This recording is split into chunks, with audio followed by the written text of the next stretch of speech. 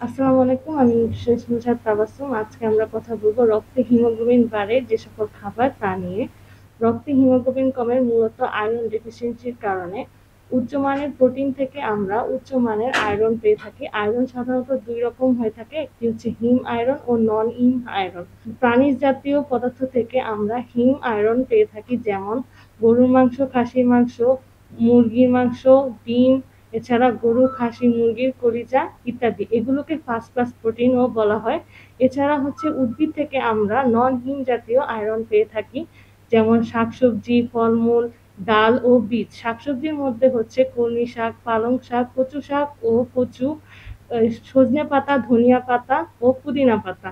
আর ডালের মধ্যে মসুর ডাল, মুগ ডাল, ছোলা ও বুটের ডাল।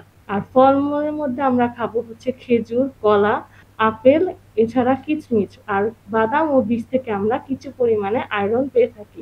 তবে হিমোগ্লোবিন বৃদ্ধির জন্য নন হিম আয়রনের তুলনায় হিম আয়রন বেশি কাজ করে। এবার আসি হচ্ছে আমরা আয়রন জাতীয় খাবার খাওয়ার জন্য কিছুটা সতর্কতা অবলম্বন করব। যেমন হচ্ছে আমরা যদি উদ্ভিদ জাতীয় আয়রন জাতীয় খাবার খাই, সেক্ষেত্রে অবশ্যই খাবারের সাথে ভিটামিন সি জাতীয় খাবার যুক্ত করতে হবে। যেমন কচু বা কচুর শাক রান্না করলে এর সাথে আমরা কাঁচা আম বা তেঁতুল দিতে পারি, অথবা ভাতের সাথে লেবু খেতে পারি।